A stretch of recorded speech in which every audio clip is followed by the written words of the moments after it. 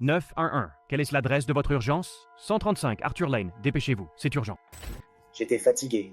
Je ne dors pas bien. C'est triste. C'est émotionnel. L'immobilier aide les gens à trouver des maisons, des abris et des lieux où vivre. Mais pour certains, leur travail s'est transformé en piège mortel. Du retournement de situation choquant dans la salle d'audience de Tex McIver au meurtre de sang-froid de Cooper et Brooks, chaque affaire révèle un meurtre glaçant dans le monde de l'immobilier. Ces tueurs ont ciblé des agents immobiliers dans des actes de violence glaçants. Commençons. 4 ans après le meurtre d'une agente immobilière à Youngstown, sa famille dit qu'elle voit enfin la justice. Le 20 septembre 2010, Vivian Martin, une agente immobilière bien connue de 67 ans à Youngstown, Ohio, faisait ce qu'elle aimait: aider les gens à trouver la maison de leurs rêves. Ce jour-là, elle avait un rendez-vous pour montrer une maison vide à un homme nommé Steve West. En arrivant sur les lieux, elle était au téléphone avec sa fille et a dit « Je dois y aller ». Ils sont là maintenant. C'était la dernière fois que quelqu'un avait des nouvelles d'elle. Moins d'une heure plus tard, les pompiers ont été appelés à la même maison. Le bâtiment était en proie aux flammes, et une fois le feu maîtrisé, une découverte tragique a été faite. Le corps de Vivian était à l'intérieur. Au début, les autorités ne savaient pas ce qui s'était passé, mais bientôt, des détails glaçants ont émergé. Elle avait été étranglée avant que le feu ne soit allumé. Son corps était brûlé au-delà de toute reconnaissance. La communauté immobilière était bouleversée. Les agents ont commencé à annuler les journées portes ouvertes et à éviter de rencontrer des clients seuls. Des gens qui s'étaient autrefois sentis en sécurité dans leur profession regardent maintenant par-dessus leur épaule. Au fur et à mesure que l'enquête avançait, 2 suspects ont été identifiés: Robert Brooks, 25 ans, et Grant Cooper, 21 ans. Les 2 hommes étaient déjà en prison pour d'autres charges lorsque la police les a reliés au meurtre de Vivian. Lorsque les autorités ont reconstitué les détails du meurtre de Vivian, elles ont découvert le motif glaçant derrière le crime: le vol et la désespérance financière. Robert Brooks et Grant Cooper n'avaient aucune intention d'acheter une maison ce jour-là. Au lieu de cela, ils ont utilisé une fausse identité, Steve West, pour attirer Vivian dans la maison vide. Leur plan était simple: la voler, éliminer tout témoin et détruire les preuves. On savait qu'elle avait l'habitude de porter un sac à main et des effets personnels pendant qu'elle travaillait. Étant donné sa profession, les tueurs ont peut-être supposé qu'elle avait de l'argent, des biens de valeur ou un accès à des ressources financières. Après l'avoir étranglée, ils ont mis le feu à la maison, croyant probablement que les flammes effaceraient toute trace de leur crime. Une enquête plus approfondie a révélé que Brooks et son frère avaient déjà commis un crime similaire quelques jours plus tôt. Ils avaient volé un autre agent immobilier à Boardman, dans l'Ohio, en suivant un schéma similaire. Cela suggérait que l'attaque contre Vivian n'était pas aléatoire. C'était une partie d'un plan plus vaste visant les agents immobiliers. Au cours de la même semaine, les autorités ont découvert le corps d'Andrew Von Steve, 51 ans, avec une seule blessure par balle. Le chef de la police a annoncé qu'ils avaient été accusés de meurtre aggravé, de vol aggravé, d'incendie criminel aggravé et d'enlèvement. Ce crime était loin d'être un acte de violence aléatoire. C'était soigneusement planifié.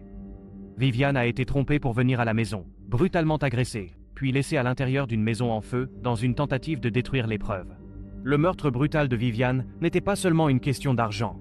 C'était l'histoire de 2 criminels qui ont vu une opportunité de profiter de quelqu'un travaillant seul, quelqu'un qu'ils croyaient vulnérable. Lorsqu'ils ont été interrogés, chacun d'eux a avoué séparément le crime horrible. Les procureurs étaient déterminés à rendre justice pour Vivian. Étant donné la brutalité du crime, on parlait de demander la peine de mort. La communauté, encore sous le choc, s'est mobilisée derrière sa famille, exigeant que ces tueurs soient punis au maximum. Enfin, le juge a annoncé sa décision.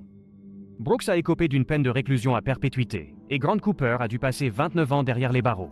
Cependant, il n'a montré aucun remords pour son acte. Il a choisi de rester silencieux et impassible. Pendant ce temps, d'autres crimes liés à Brooks ont émergé. Lui et son frère avaient également été accusés dans une affaire distincte d'avoir volé un autre agent immobilier quelques jours avant le meurtre de Vivian. Il semblait clair qu'ils visèrent les agents immobiliers, utilisant de fausses identités pour les attirer avant de commettre des crimes violents. Vivian Martin n'était plus qu'une simple agente immobilière. Elle était une mère aimée, une amie, et une professionnelle respectée qui avait construit une carrière en aidant les autres. Sa mort n'était pas seulement une tragédie pour sa famille, mais aussi un sinistre avertissement sur les dangers auxquels les agents immobiliers peuvent être confrontés. Nous tenons à remercier le juge d'avoir fait avancer cette affaire. L'affaire a suscité une alarme généralisée dans l'ensemble du secteur, conduisant à l'introduction de nouveaux protocoles de sécurité pour les agents du monde entier. Beaucoup ont commencé à rencontrer des clients uniquement en binôme ou en groupe, ont établi des procédures de contact d'urgence et ont évité de montrer des propriétés vides lorsqu'ils étaient seuls. Notre prochain cas est une tragédie troublante, où la vie d'une agente immobilière a été prise, motivée par rien d'autre que la cupidité. Je ne pouvais pas le prendre mot à mot, à la lettre. Je ne pouvais pas dire ça, a-t-elle dit. Il lui a accidentellement tiré dans l'aviron. C'était une chaude soirée de septembre en 2016, lorsque Diane McIver était assise sur le siège passager d'un Ford Expedition blanc. Sa meilleure amie, Danny Jo Partners, conduisait à travers le centre-ville d'Atlanta, tandis que le mari de Diane, Tex McIver, s'endormait sur le siège arrière. Diane était une femme d'affaires prospère et une figure importante de l'industrie immobilière d'Atlanta. Elle était la présidente de Cooper Airport Services, une entreprise spécialisée dans la publicité extérieure. Mais elle avait aussi des liens profonds avec les investissements immobiliers. Au fil des ans, elle a constitué un solide portefeuille de propriétés, y compris un ranch luxueux dans le comté de Putnam, où elle et son mari passaient souvent leur week-end. Ce jour-là, le trio venait de revenir d'un week-end dans leur ranch luxueux. Le trafic était dense et les rues étaient plus sombres que d'habitude. Alors qu'ils s'approchèrent d'un feu rouge, Tex se réveilla et demanda à Diane son arme, affirmant qu'il se trouvait dans un mauvais quartier. Elle a plongé dans le compartiment central et lui a rendu dans un sac en plastique. Quelques instants plus tard, un fort bruit résonna dans la voiture. Diane se tenait la poitrine et murmura « Tex, tu m'as tiré dessus ?» La panique envahit le véhicule alors qu'il se précipitait à l'hôpital. Mais des heures plus tard, Diane a été déclarée morte. Tex McIver n'était pas un homme comme les autres. C'était un avocat puissant avec de profondes connexions politiques. Diane était la principale source de revenus dans leur mariage, possédant plusieurs entreprises et un domaine somptueux. Bien que leur relation semblait parfaite de l'extérieur, les procureurs pensaient qu'il y avait quelque chose de sinistre sous la surface. Nous étions en fait arrêtés physiquement au feu rouge. Pouvez-vous dire aux jurés si oui ou non? L'avons pas fait. Les enquêteurs ont fouillé en profondeur les dossiers financiers de Tex McIver et ont trouvé des détails préoccupants. Au-delà des motifs financiers, les enquêteurs ont également examiné le comportement de Tex juste après la fusillade. Il a demandé à Danny Jo de les conduire à l'hôpital de l'université Emory, en contournant les établissements médicaux plus proches. Certains experts ont suggéré qu'une attention médicale plus rapide aurait pu sauver la vie de Diane. Pour ajouter au mystère, des experts en criminalistique ont analysé le mécanisme de tir de l'arme. Le revolver avait une gâchette lourde, ce qui signifie qu'il n'était pas facile de tirer accidentellement. La position de la main de Tex et la façon dont l'arme a été déclenchée ont également soulevé des doutes sur sa version des faits. Lors du procès, l'État a déclaré que Tex avait des problèmes d'argent. Son salaire au cabinet d'avocats diminuait, et il avait emprunté beaucoup d'argent à Diane, y compris 350 000 $. S'il ne la remboursait pas, elle pourrait lui prendre leur ranch préféré. Avec Diane morte, Tex pouvait en tirer un bénéfice financier. Les procureurs ont souligné que quelques mois après sa mort, Tex a mis aux enchères les biens coûteux de Diane. Ses vêtements de créateur, ses bijoux, ses manteaux en fourrure et même ses chapeaux. Il a également fait des déclarations suspectes, disant à une personne que Diane était morte dans un accident de voiture et à une autre qu'il nettoyait son arme quand elle a accidentellement tiré. Le procès de Tex McIver a duré plus d'un mois, avec des dizaines de témoins appelés à la barre. Le jury avait deux possibilités. S'agissait-il d'un acte intentionnel ou d'un tragique accident? Le ministère public a insisté sur le fait que Tex avait planifié le meurtre de Diane pour assurer sa stabilité financière. Ils ont soutenu que s'il l'aimait vraiment, pourquoi aurait-il tiré avec une arme à l'intérieur d'une voiture en mouvement, à quelques minutes seulement d'un hôpital? La défense, cependant, a affirmé qu'il s'agissait d'une erreur malheureuse. Tex avait un trouble du sommeil et s'est réveillé en sursaut, tirant accidentellement sur la gâchette. Ils ont souligné que tuer Diane devant un témoin n'avait aucun sens logique. En fin de compte, le jury l'a déclaré coupable de meurtre au premier degré, ce qui signifie qu'il croyait qu'il n'avait pas planifié le meurtre, mais qu'il avait intentionnellement tiré avec l'arme. Il a été condamné à la réclusion à perpétuité. Il n'a montré pas de remords pour son acte. On n'entend jamais dire que tu es désolé pour ce que tu as fait. Pour moi, ce silence en dit long. Des mots durs du juge, juste avant de condamner son ancien avocat de Buckhead, Tex McIver. Des années plus tard, en 2022, la Cour suprême de Géorgie a annulé la condamnation pour meurtre de Tex, décidant que les jurés auraient dû avoir la possibilité d'envisager une accusation moindre. L'affaire était prête pour un nouveau procès, mais avant qu'il ne puisse commencer, Tex a conclu un accord de plaidoyer. Le 26 janvier 2024, Tex McIver a plaidé coupable d'homicide involontaire, une accusation qui reconnaît ses actes imprudents, mais ne va pas jusqu'à des blessures intentionnelles. En acceptant ce plaidoyer, McIver a admis que sa manipulation de l'arme à feu était négligente, menant finalement à la mort de Diane, bien qu'il ait maintenu qu'il n'avait jamais eu l'intention de lui tirer dessus. Le tribunal l'a condamné à un total de 15 ans, dont 8 ans de prison, suivi de 7 ans de probation. Cependant, comme McIver avait déjà purgé une partie significative de sa peine en attendant son procès et pendant les procédures judiciaires, il est devenu éligible à une libération anticipée. Avec le crédit pour le temps déjà purgé, son destin repose maintenant entre les mains de la Commission des libérations conditionnelles, et il pourrait être libéré à tout moment, selon leur décision. L'affaire de Tex McIver a laissé beaucoup de gens divisés. Certains croient que la justice a été rendue, il a admis ses actions imprudentes et a payé le prix. D'autres soutiennent qu'un homme qui a pris la vie de sa femme s'en sort maintenant sans conséquence. Diane McIver était une femme pleine de vie, une leader d'entreprise et une amie chérie. Maintenant, ceux qui l'aimaient ne restent qu'avec des souvenirs, tandis que son mari, qu'il soit coupable de meurtre ou non, pourrait bientôt être un homme libre. Notre prochaine affaire montre comment un client mécontent prend les choses en main. Le résultat est mortel. Elle a dit qu'il était au Texas et j'ai demandé non, où ça? Sur son corps? Elle a dit qu'elle ne savait pas, mais que je devais y aller. Robert Johnson a mortellement tiré sur le réalteur du Michigan, Troy Vanderstelt, en 2018, lors d'une réunion dans le bureau de Vanderstelt. Johnson, un client insatisfait, a été reconnu coupable de meurtre au 2e degré et condamné à la réclusion à perpétuité. Cela a commencé comme une matinée normale chez Nexus Realty, incorporé à Roosevelt Park, Michigan. Le bureau était en effervescence, avec des agents immobiliers et des clients vacants à leurs occupations.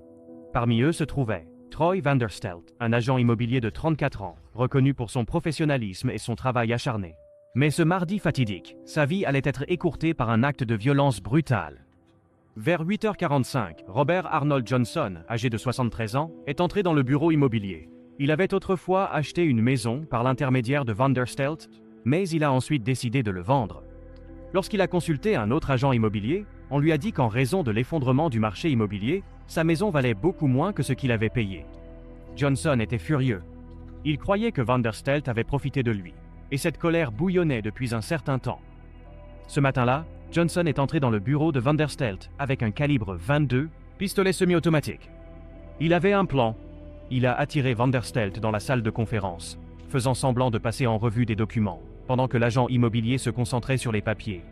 Johnson s'est tenu à côté de lui, a sorti l'arme et a tiré une seule balle dans sa tempe. Un employé du bureau a entendu le coup de feu et s'est précipité dans la salle de conférence pour ne trouver Vanderstelt affalé.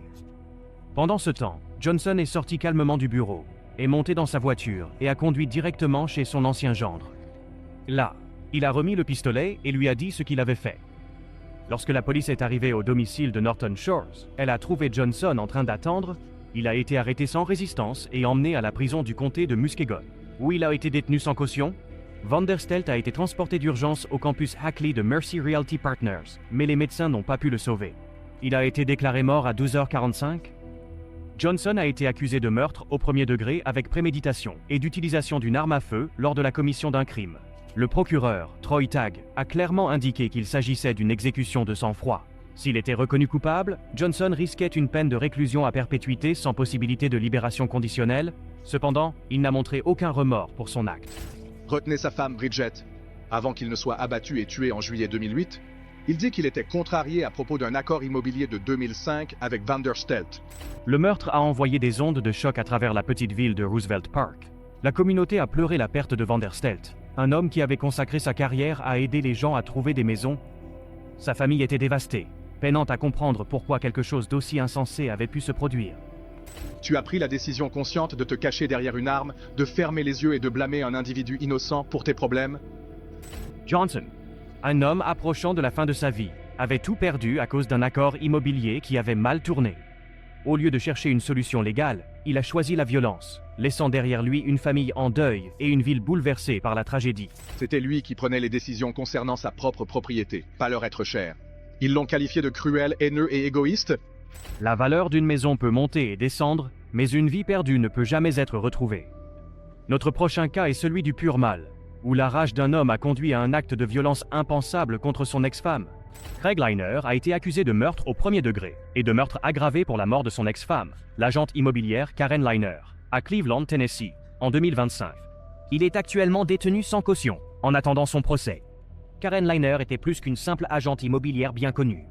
C'était une femme d'affaires déterminée, qui avait passé des années à bâtir son empire immobilier à Cleveland, Tennessee, avec un œil avisé pour les tendances du marché et les investissements immobiliers.